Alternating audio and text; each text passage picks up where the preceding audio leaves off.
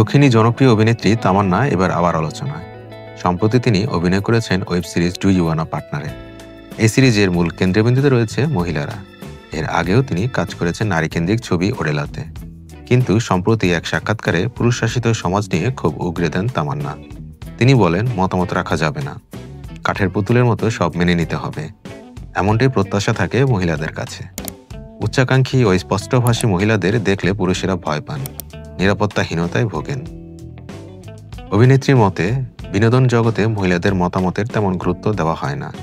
সবাই তাদের শুধু দেখতে চায়, কিন্তু শুনতে চায় না। মহিলাকেন্দ্রিক ছবির সংখ্যা কম কিনা এ প্রশ্নের জবাবে তামান্না জানান, তিনি এসবকে ব্যক্তিগতভাবে নেন না, কারণ একটি ছবি তৈরি করতে খরচ ও ঝুঁকি দুটোই থাকে। তাই যতটুকু মহিলাকেন্দ্রিক কাজ হচ্ছে তাতেই তিনি সন্তুষ্ট। তবে ভবিষ্যৎ নিয়ে আশাবাদী অভিনেত্রী। তার বিশ্বাস, দিন দিন আরও নারীকেন্দ্রিক শক্তিশালী চরিত্র সামনে আসবে, আর মহিলাদের লড়াইয়ের গল্প বড় পর্দায় ও ওয়েব প্ল্যাটফর্মে আরও বেশি দেখা যাবে। পুরুষতান্ত্রিক সমাজ নিয়ে তামান্নার খোলাখুলি মন্তব্য ইতিমধ্যেই আলোচনায়। দর্শকেরা এখন আগ্রহ নিয়ে অপেক্ষা করছেন এই সাহসী নায়িকা ভবিষ্যতে আর কি চমক নিয়ে আসছেন।